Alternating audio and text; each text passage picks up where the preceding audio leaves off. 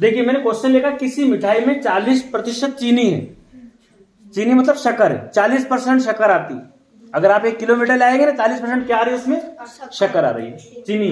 ऐसी 4.8 किलोग्राम मिठाई में कितनी चीनी होगी? तो ये आपका है ना 4 कितने लाए आप? 8। उसमें उसका 40% निकाल लो, अभी उत्तर आ जाएगा 40%। इस क्वेश्चन को ऐसे हल करना, कैसे? 4.8 किलोग्राम का 40% निकाला। देखिए तो ये लिखा मैंने 4.8 गुणा, आप बताइए ये हटा दे परसेंट तो कितना लिख दूं? 100। इधर देखिए आप, अब ये तो 4.8 है गुणा, इसको दशमलव बदल दो। आपको पता है ना 0 के नीचे 0 आ गई, 4 के नीचे भी 0 आ गई, तो 1 की जगह क्या लगा देंगे? पॉइंट। तो ये क्या बनेगा? ऐसा बना ना। अब इन दोनों का आपस में गुणा कर दो, इसको हम क्या लिख सकते हैं? 0.40। क्या बात समझ में आ रही है आपके? इन दोनों का गुणा कीजिए आप, अभी आपका उत्तर आ जाएगा। ठीक है, यहां समझ में आया?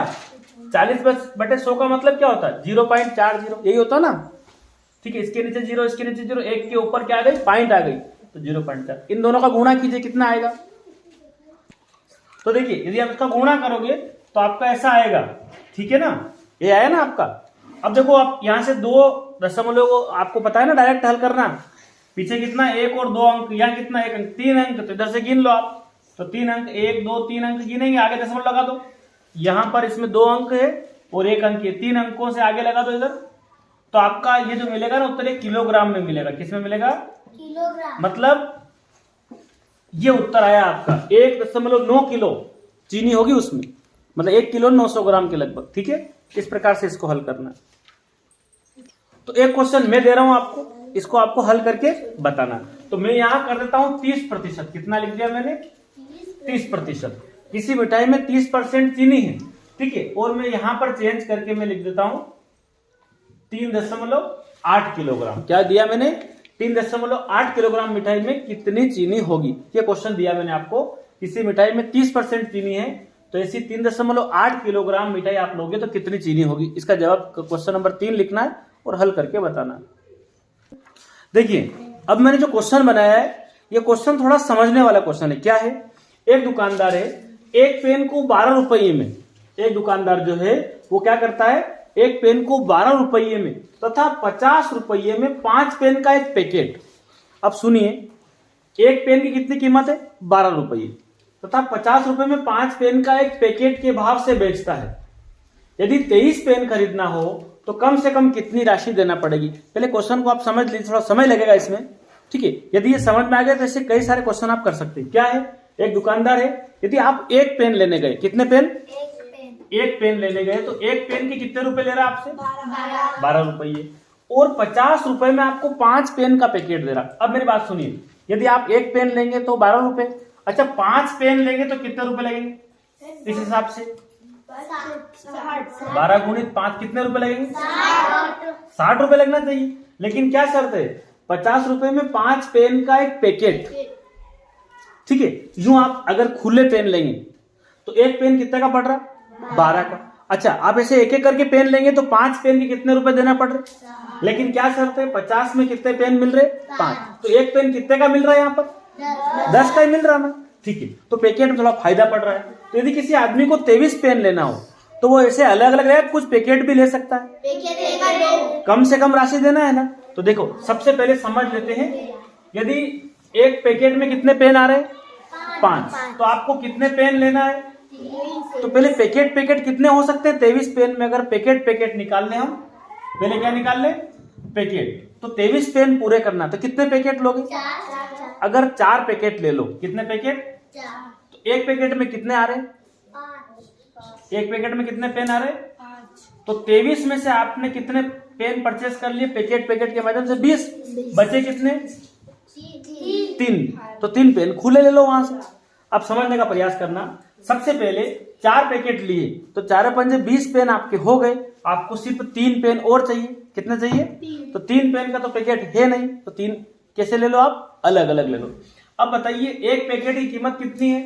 5। एक पैकेट की 50 रुपए कीमत है। आपने कितने पैकेट उठाए? कितने पैकेट लिए? 4 पैकेट लिए। तो एक पैकेट यदि 50 रुपये का है तो 4 पैकेट की कीमत कितनी हो गई? 200 रुपये। उसके बाद आपने 3 पेन लिए ना, तो एक पेन की 12 रुपये, तो 3 पेन की कितनी हो जाएगी? 200, सिर्फ 12 तिया 36। टोटल आपने कितने रुपए दिए वहां पर? कम से कम, है ना। यदि हम 23 पेन एक साथ अगर 12 के भाव से ज्यादा पैसे लगते ना, तो क्या समझ में आया क्वेश्चन? एक बार और समझ लेते हैं। तो देखिए, एक पेन की 12 रुपए कीमत है। एक पेन की कितनी कीमत है? 12 रुपये। लेकिन 50 रुपए में कितने मिल रहे? 5 पेन का एक पैकेट। कितने पेन का? 5 पेन का एक पैकेट। तो यहां फायदा पहुंच रहा है। 10-10 में पढ़ रहे ना, ये तो यू 12 रुपए का एक पेन लेंगे तो 5 पेन की कितने लगेंगे? 60 रुपए लगेंगे। 12 पंजे 60 रुपए लग रहे हैं ना 5 पेन के। और यूं अगर लेंगे अलग अलग तो कितना पड़ रहा है? 10-10 में पड़ रहा है ना पैकेट। समझ में आ रही बात? तो मतलब ये एक पेन 12 रुपए में, यूं 50 में 5 पेन आ रहे, यूं 50 में कितने आ रहे? 5 पेन आ रहे। तो एक पेन 10 का पड़ रहा, तो पैकेट में फायदा है। तो 23 पेन लेना हो, कितने लेना हो? 23 पेन चाहिए। तो पहले कितने पैकेट लोगे आप वहां से? 4 पैकेट। 4 पैकेट में कितने पेन हो जाएंगे आपके? 20। बाकी कितने और बचेंगे? तो 3 पेन ले लो। 3 तो क्या ले लो? पेन। तो 4 पैकेट। तो 4 गुना पैकेट के लिए कितना? एक पैकेट का कितना? 50। ठीक है। 3 गुना एक पेन का कितना? 12। तो ये कितना हो गया टोटल? 200। ये कितना हो गया? 36। क्या बात समझ में आई आपको? इस प्रकार से कर लेंगे। 23 पेन है, तो 4 तो पैकेट ले लो। बाकी कितने? 4 पैकेट कितने हो जाएंगे? 4 पंजे 20 पेन हो जाएंगे। तो 4 गुना एक पैकेट की 50 कीमत है। तो आपके इस प्रकार से 20 पेन यहाँ कंप्लीट हो गए। कितने हो गए? 20 पेन यहाँ कंप्लीट हो पैकेट पैकेट के माध्यम से। 3 और बच रहे, तो ऐसे ले लो। तो क्या आपको क्वेश्चन समझ में आया? 236। कितना आया? 236। अब मैं इसी पैटर्न का एक क्वेश्चन दे रहा हूं आपको हल करके बताना, ठीक है। तो देखिए, ऐसा एक क्वेश्चन मैंने वापस दिया आपको। एक दुकानदार एक पेन को 6 रुपये में, कितने में? एक पेन है ना 6 रुपए में पड़ रहा है, और 25 रुपये में कितने? 5 पेन का एक पैकेट आ रहा है। तो ये बताइए 5 पेन के कितने रुपए लग रहे? 25 रुपये। तो एक पेन कितने का पड़ रहा? 5 रुपए का। कितने रुपए का? जब पैकेट लेने जाओगे ना, तो 25 रुपए में 5 पेन आ रहे, तो एक पेन 5 का पड़ रहा है। यदि एक पेन लोगे तो कितने का पड़ रहा है अलग से? 6 रुपए में। कैसे बोल रहे हैं? एक दुकानदार एक पेन को 6 रुपए में बेच रहा है, तथा 25 रुपए में 5 पेन का एक पैकेट, पूरा पैकेट ले लोगे आप, तो कितने में पड़ेगा वो? 25 रुपए में। कितने में पड़ेगा? तो यहाँ फायदा हो रहा है। तो यदि आपको 33 पेन लेना हो, कितने लेना हो? 33। तो आपको 33 पेन खरीदना हो, तो सबसे पहले आप 5-5 कितने पैकेट लोगे तो काम हो जाए? जरा 5 का पहाड़ा बोलिए। कितने पैकेट? 6 पैकेट। कितने पैकेट? यदि आप 6 पैकेट लेंगे तो कितने पेन हो जाएंगे 6 पैकेट में? 30 पेन। एक पेन में 5 है ना, एक पैकेट में 5 पेन है, तो 30 पेन ये हो गए। अच्छा, कितने और चाहिए? सिर्फ अब 3 है ना। तो 6 पैकेट का, एक पैकेट की कितनी कीमत है? एक पैकेट की 25 रुपये। कितनी कीमत है? 25 रुपये कीमत है। और 3 पेन, अगर अलग अलग पेन लोगे तो कितनी कीमत लग रही है? 6। तो बताइए 25 संग कितना हो गया? 150। और ये 3 संग कितना हो गया? 18।